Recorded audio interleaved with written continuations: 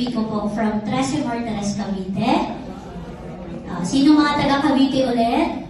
Ayan, so marami palakpakan natin. Matinding traffic po yung sinusuong namin papunta dito. Tama? So, yun. So, tama po yung sinabi ni Sir Ben. Nakilala ko itong way back 2022 April. Yan. Kanina may nakita akong nagtaas ng kamay nung sinabi, sino gusto yumaman? Tayo namang lahat, di ba? Okay? May sinabi din na sinong na-invite lang kasi may pagkain. Baka hindi tayo lahat, takchat natin yan. Pero yun po yung sinabi kanina, nakita ko si Ma'am na may issue sa health. Okay? So, nakilala ko to, tama pong sinabi ni Sir Ben kanina, may college po ako. And 2017 yun.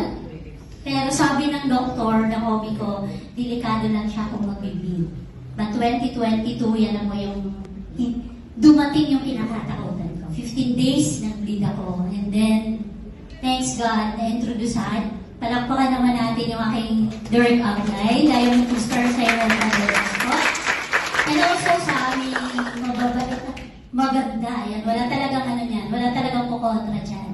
Diamond 3-star Miss Majote Estrellas. Ayan sa likod. Good. At si Sir Adelaida. Ayan.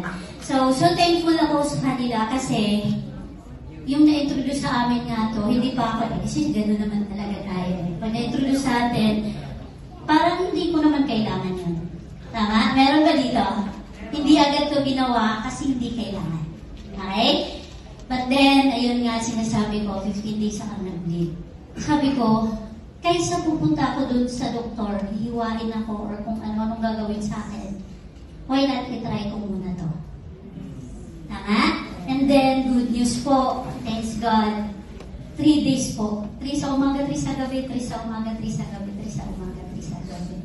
Thank you, Lord, tumigil siya. Palakpakan natin. So, this time, hindi na po kami tumigil i-share. Kasi, kung yun yung sinasabi ko palagi, kung hindi man tayo yung nangangailangan sa product na to, meron at merong tao na nangangailangan nito. Nagiging channel kayo. Kaya kayo nandito, may purpose yung pagpunta nyo dito. Kung kayo man yun, thanks God, pinakita sa inyo agad. Kung hindi man, i-share nyo po to sa mga tao na nangangailangan nito. So, this evening, ang akin pong